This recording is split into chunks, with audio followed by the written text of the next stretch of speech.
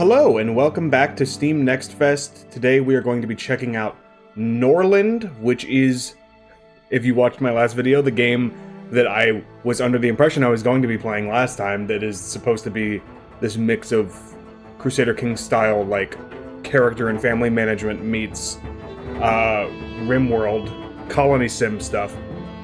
First of all, I want to say, I know that for the last 2 to 3 videos, my game audio, not my voice audio, my game audio has been super distorted, and it was especially bad in, first of all, let me turn down, speaking of audio, this is a little loud.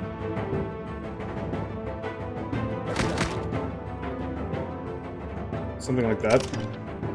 I know it was especially bad in Thronefall, and it's because I completely redid my audio system in OBS like 3 or 4 days ago. I started using their, what's it called?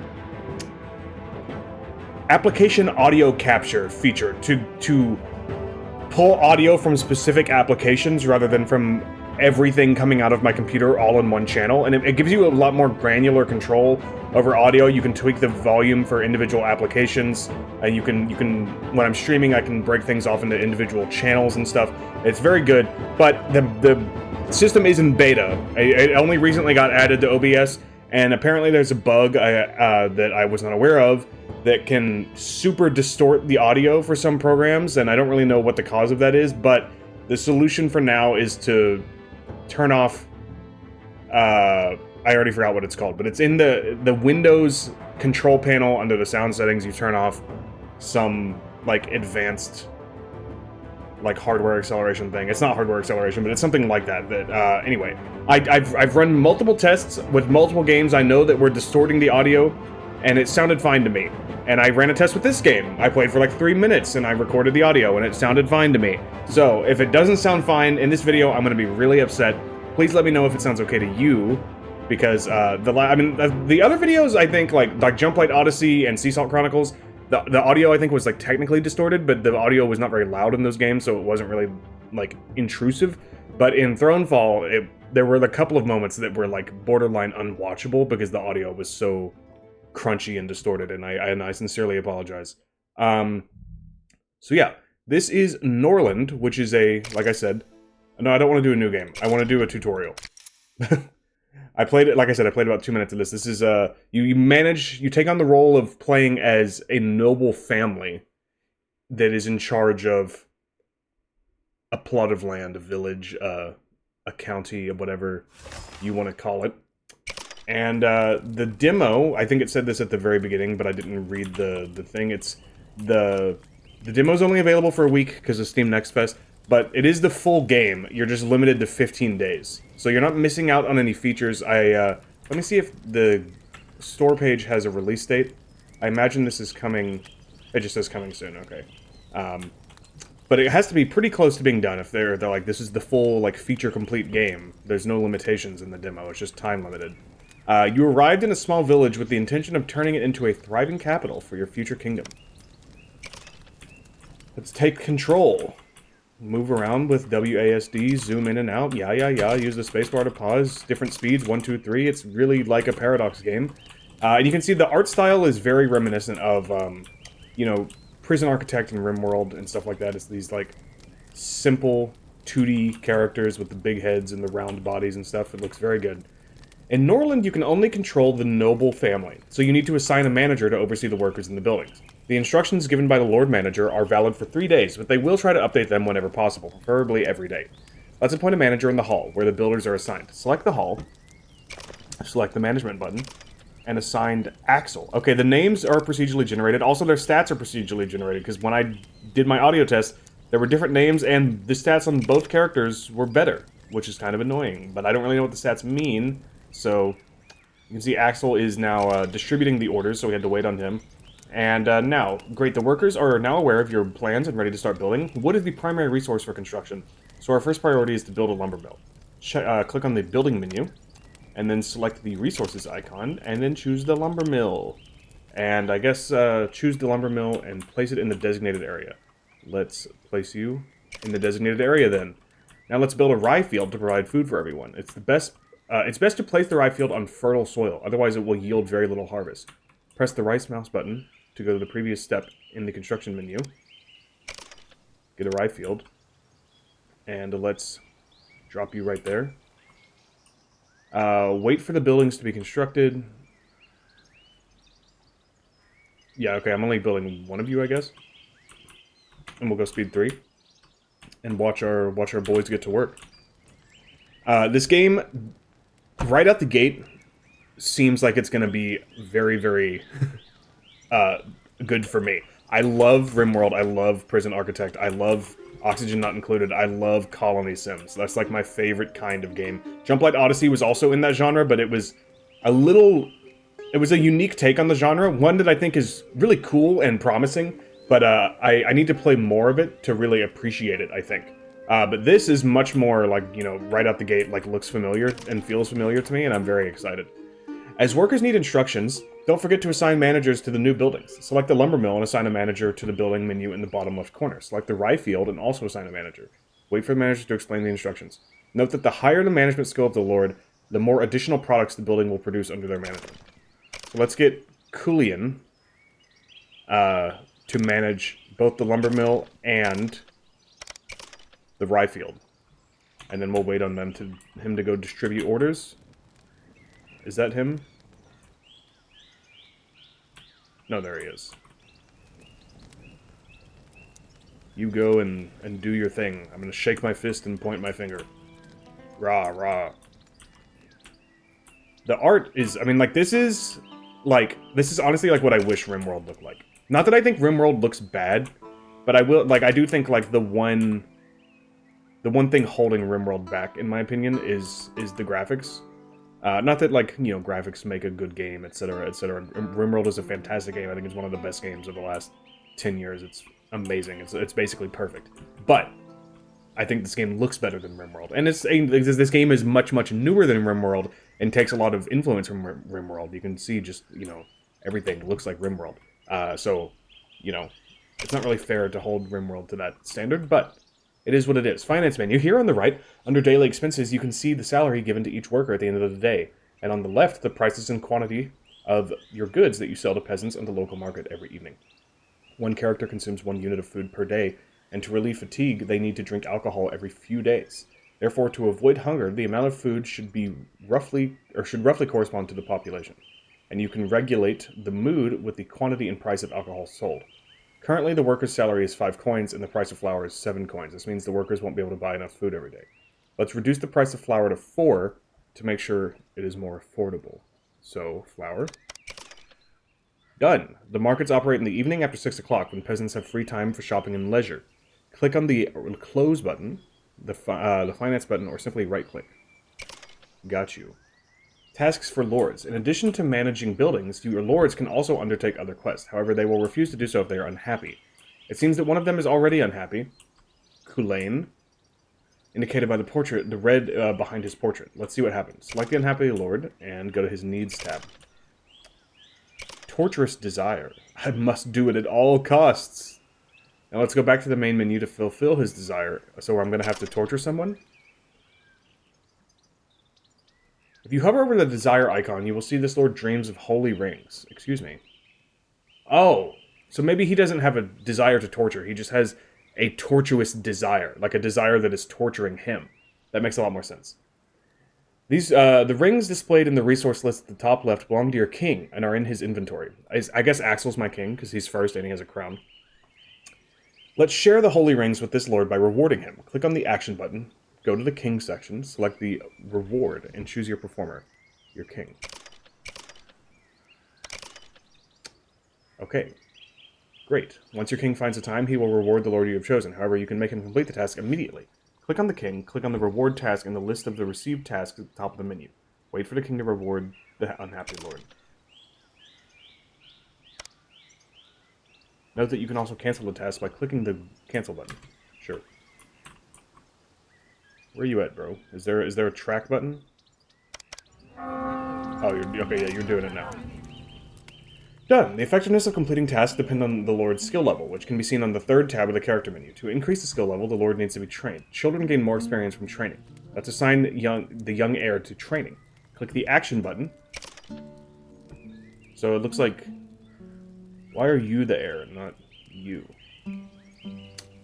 Whatever. That's not my concern. Let's teach them... What am I teaching them? Choose training, and then select the field of knowledge that you want them to be sufficient in. Let's go for economy. If you're gonna manage, and we'll have you get trained by Axel because his skill is higher. When the two lords are involved in a task, or when two lords are involved in a task, you will see the task icon in the menu for both of them. Remember, you can ask them to complete the task immediately. I would prefer, honestly... Oh, you're doing it. Okay. Okay, she looks much older than I thought, based on... Like, this picture makes her look like she's a baby. She looks like she's almost an adult. Oh, they're dabbing each other up and leveling up.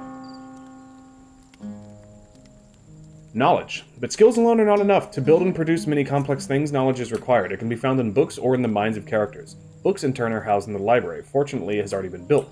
In the knowledge menu, you can assign lords to study and write books. Open the knowledge menu. I saw this arrow in the corner, or like in my peripheral vision, and I was like, oh, I need to go down. But no, I was just pointing to something in the menu. Let's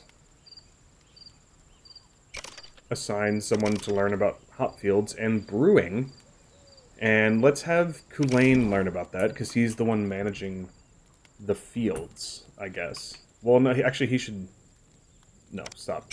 Let's have the king do this. Can I have... I can't do it in this. But Kulain should be the ones doing this, because he's in charge. You can double-click on the portrait of any lord to quickly move the camera to them. Yes, but he's asleep, and I don't want to wake him up. The king needs his sleep. He sleeps in a tiny little ramshackle hut, the same as anyone else. And by the same as anyone else, of course, I mean the same as any other noble. Not the peasants. Where do the peasants sleep? Looks like they're just crashing on the ground. Very, very cool. It's 4 a.m. I wish there was like a speed 5. I could wake him up, but I'm not going to do that. I want to watch him do his thing. So he's gonna go manage the hall when he wakes up. Then he's going to develop skills in trading and management. And then he's going to study the book. Why are you developing skills in trading and management? Did I tell you to do that? Once a lord has read a book, it becomes available to all. Usually you can purchase books from the traveling holy caravan that comes to the village, but there are other ways to acquire knowledge. Close the knowledge menu and wait for the completion of the study. Where'd you go, man? I don't remember you being this fat. Yeah, dab him up, dab him up. Shake your fist. Pray emoji. 100 emoji. Bacteria emoji. He's playing Super Auto Pets. Alright, now he's studying. Does it show me, like, what he's studying knowledge? Okay. In this settlement, the mill has already been built. The building grinds the rye into flour, which the residents buy to cook food at home. The mill and other production buildings require task assignment. For this, there is the production menu. Click the Produce Until X on the flour card. Specify how much flour you want to have in the warehouse. Okay, I'm just going to go until they tell me to stop. I guess 60 was the number. Done! The peasants will take the rye from the swords on their own, and at the end of the working day, they will bring the produced flour to the warehouse. I do wish that we didn't start with like a town that was already like in progress. I talked about this in my Jump Light Odyssey video. When it comes to games like this, I really like to start from scratch and build everything myself, because I'm a bit lost at the moment. Bandit attack. Oh, Holy Sophia. Bandits have stealthily approached our camp. We must fight back. Fortunately, we have some time before they launch their attack. So this is incredibly Rimworld. Open the army menu. I need to hire warriors. You can recruit warriors from your slaves, granting them freedom, peasants, or hire mercenaries. Mercenaries need 1 to 2 days to reach your settlement, but we need an army right now. Fortunately, you have some weapons in stock, so let's free and arm the slaves. They will be grateful to you for their freedom. Okay, if you say so. Hire 5 warriors from among the slaves. I mean, I feel like if I were a slave, and you were like, hey man, here's some special news. You're now free here's a weapon, go kill the people trying to kill us. I'd be like, what if I just killed you for enslaving me and went on with my life? Hire 5 warriors from among the slaves. Welcome, welcome, welcome. I don't hire bald people. Oh, I have to hire you. Tragic.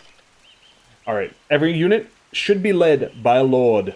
The higher the command skill, the higher the unit's morale will be, and the lower the chances of the soldiers fleeing. You also select the warriors who will form the squad and equipment they will be armed with. Open the army menu, click on the squad creation button, click on the commanding lord. Obviously our king is going to lead them into battle. By clicking on warriors in the barracks, move all of them. Okay. Move the second lord into the squad as well. What?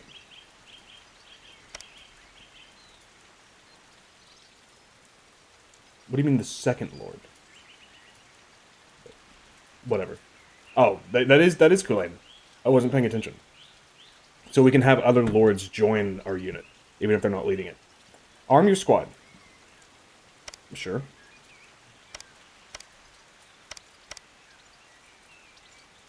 Weapons, 6 out of 6. Armor, 1 out of 6. Shields, 1 out of 6. Alright, I don't have any other shields or armor for you. Click create, and wait. Now you can close the window and wait for the new warriors to take weapons from the warehouse. Alright guys, go get your shit. Where's the warehouse exactly? The squad is under your direct control and can be managed with the right mouse button. You can find its menu in the lower left corner. It's time to attack. Select your squad by clicking on its banner, or the commander portrait at the top. Clicking on its banner. In the lower left corner. Oh, there's its banner. I could have also just clicked on the axle, but I didn't want to do that. I wanted to find the banner. Click right mouse button on the enemy squad's banner to engage in combat. Done. Wait for the battle. Let's go speed 1 here. Let's speed 2 until they, like, get here, and then we'll speed 1 for the battle. I mean, we outnumber them, like, more than 2 to 1. We've got... I don't see any weapons in their hands. I don't really know what they think they're about to accomplish here.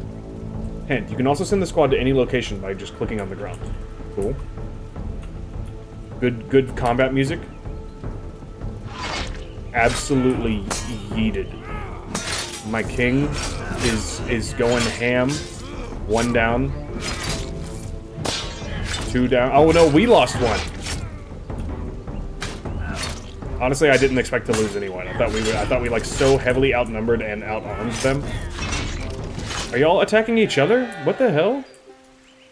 The bandit squad has been defeated and their leader is vanquished. Your warriors will capture and take prisoners of those who survive, and the peasants will bring them to the settlement later.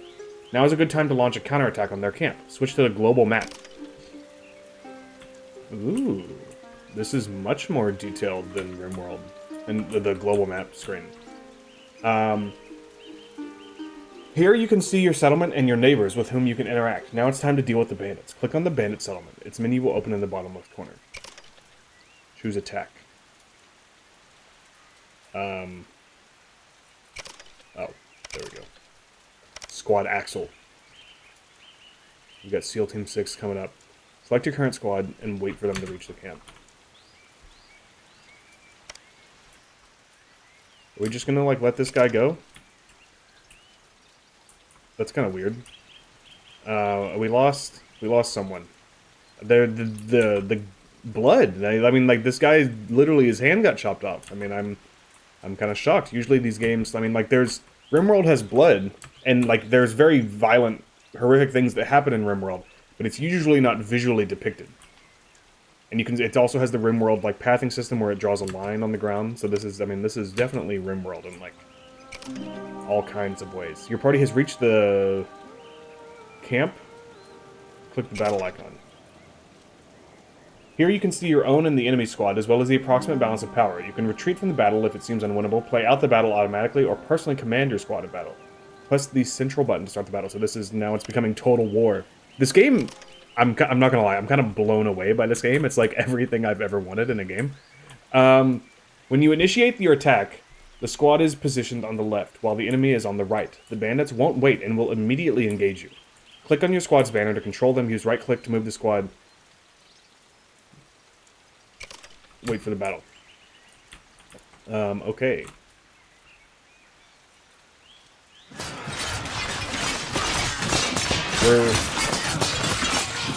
Honestly, I don't think we've lost anyone. We did better against like a well-armed, larger force than we did against the losers that attacked us.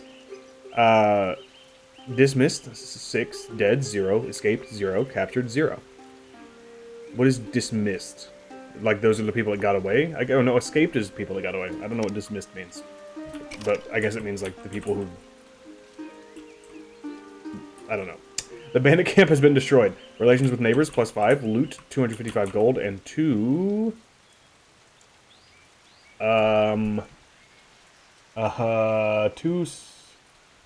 Two slaves. We got 2 slaves. Hostage, Linny. Rescue of a prisoner, done. The hostage, Linny, has been freed. Oh, okay, that's why this guy wasn't around. He was a hostage. Great, your squad has defeated the enemy, freed the hostage, and will soon return home. In the meantime, let's take a look at the neighboring city. It seems to offer a profitable trade deal. Let's send a messenger there so that your lords can focus on their work. Click on the neighboring city to open its menu. In the action menu, select Trade, then select Buy Beer. Send a messenger to complete the trade. You can interact with your neighbors in various ways. Some neighboring kings are initially hostile towards you due to a long history of conflict with your suzerain. While you are not yet very strong, you can use intrigues to weaken them. For example, since your king has a high persuasion skill, you can bribe the neighboring heir to the throne with holy rings. This will incite a rebellion that significantly weakens the settlement's armies. If successful, your new ruler will be the new ruler will be friendly towards you. So now we're getting into some of the Crusader King stuff. You can personally send someone or your messenger to carry out the task on behalf of your king. Click on the neighboring city to open its menu. In the action bar, select Lords. Okay, so this is their lords. Choose the heir. Select Bribe. And send a messenger to carry out the entry. And how much money do we have? Looks like a lot. You have successfully delivered 70, and in return, received 10 beer. The resources will be delivered to your city soon. Relations with Giro, which I assume are these people. The trade partner's city budget has increased by the amount of the deal. Giro must be like the type of like their nation or their race or oh no, that's just the name of the leader. Okay. And he's only 19? What the hell? Your messenger delivered the holy rings along with a persuasive letter from your king. And now the not-so-brave heir believes that he is worthy of the crown. Soon he will lead a rebellion and half of the army will join him. It's up to you to decide whom to support in the conflict, him or the old king. Return to the local map by right-clicking. Sounds good. Encyclopedia. During the game, you can always see consistency by opening the encyclopedia. Sometimes hints appear on the current situation. After a few seconds of the hint being displayed, it becomes frozen, and you can hover over the highlighted words. They're biting paradoxes shit in the best way possible. I can't describe to you like how much I'm loving this game. I wish this game was out right now. This was all I would be playing. You have completed the basic tutorial. You can now explore the other features of the game on your own. Okay. I definitely am tempted to do like a longer playthrough. But I think if I do that, I'm going to do it in a separate video. So I'm going to cut this here. It's a short video, 24 minutes, which I think is good. So that's like a brief look at Norland. It's Rimworld meets Crusader Kings meets Total War meets Civilization. It has everything. The systems seem really cool. I really just want to play around with this. So I think I probably will wind up doing a longer episode where we're just going to start a new game, and I think you can play for 15 days. So we'll see. I don't know if I'm going to upload that all at once or if I'm going to cut it into multiple videos. We'll see. I have 4 days to figure out what I'm going to do because that's when the demo goes offline, tragically. But yeah, I'm blown away. I mean, that was a shallow introduction, but it had everything. It looks great. It feels great. It seems like they have, making sure that all the systems are fully fleshed out. I didn't encounter any bugs. Nothing was like unclear. I think this is the best demo I've played so far. The music is great. What more could you ask for? If you're enjoying this series, or if you enjoyed this particular game, let me know. Say, hey, I want to see more demos. Hey, I want to see more of Norland, because I want to play more of Norland. So if more people want to see Norland, that's even more incentive for me to give this some more time. So yeah, please leave a like and subscribe to the channel, all that good stuff. It really does help out quite a bit. Leave a comment down below letting me know your thoughts on the game and what you've been playing in Steam Next Fest. If you're playing Final Fantasy 16, whatever, I don't care. Just talk about stuff. And yeah, I'll see you guys again next time. Bye-bye.